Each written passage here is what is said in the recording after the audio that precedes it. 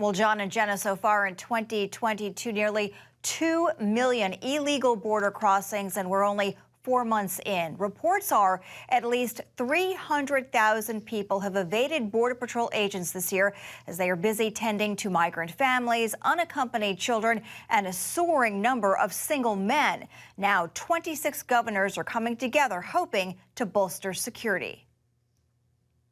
The effort is part of an expansion of the Arizona Border Strike Force, which has seized thousands of pounds of illicit drugs since it began in 2015. The majority of the nation's governors are joining together to share information, to bring law enforcement assets, to use intelligence in our fusion centers so that we can stop this flow of dangerous drugs like fentanyl, which is the #1 cause of death here in southern Arizona among young people. This as record numbers of migrants stream into the U.S. around the clock.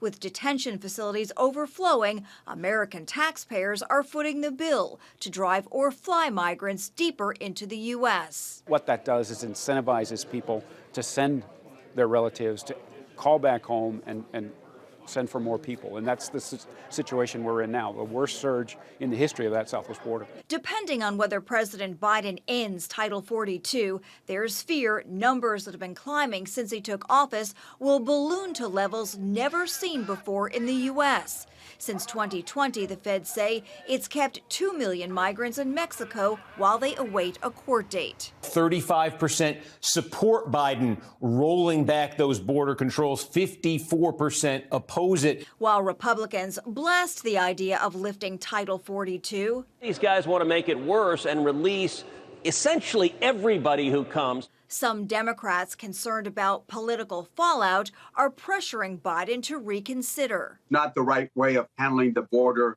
situation. They add he's announced no plan for the new tsunami of illegal entries that would follow. This year alone, agents have caught at least 23 people on the terror watch list. It's something that Americans don't think, that we should have an open borders policy. And that is the policy of the Biden administration, and all they do is make it more wide open. Texas Governor Greg Abbott is taking the state's immigration fight to Washington, D.C. by sending busloads of asylum seekers directly there. Joe Biden has refused to come to the border to see the chaos that he has created by his open border policies, so we're going to take the border to him. And rather than deal with an immigration process that can take years, thousands of Russians and Ukrainians fleeing war are also entering the U.S. via the southern border now, traveling to Mexico and then sneaking across with the help of smugglers. John and Jenna.